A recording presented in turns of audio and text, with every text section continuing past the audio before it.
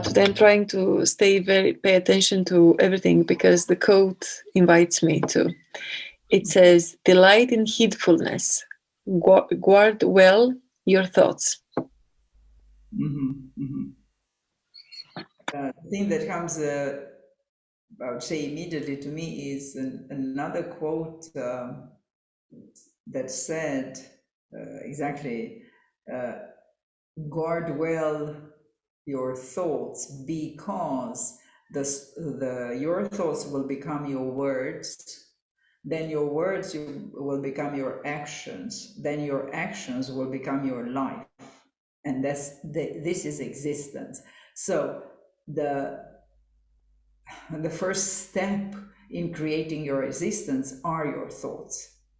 So we are here, let's say, in the same thinking that guard well your thoughts, pay attention to, right? Your thoughts, because all the consequences, obviously, they are coming from. So the coaching example that comes to my mind is it's not necessarily an example yet, but it's like an overarching principle in coaching, which is pay attention to the way you perceive, the way you interpret the reality. And again, what comes to my mind, it's head of unit, and we are talking about her subordinate, and let's say the problem that my client had was the behavior, let's say, of the subordinate. And so she was complaining about whatever his interventions, that they were always negative, they were always diminishing, they were also looking for problems, searching for problems. And even though he had the solutions, but his way of putting it was always as problematic, as this is the problem. The kind of response is yes, but.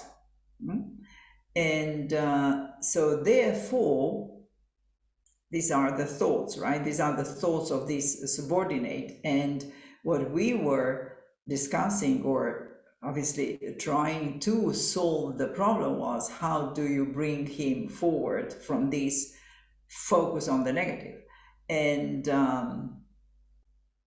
And the strategy, and it looks to me that it worked, is to thank him for this focus on the negative. That means his thoughts were on the negative all the time. And then by thanking him for the negative, thanking him for highlighting the danger, highlighting the risk, highlighting the downsides, then he obviously helps the unit or helps the team to avoid these problems.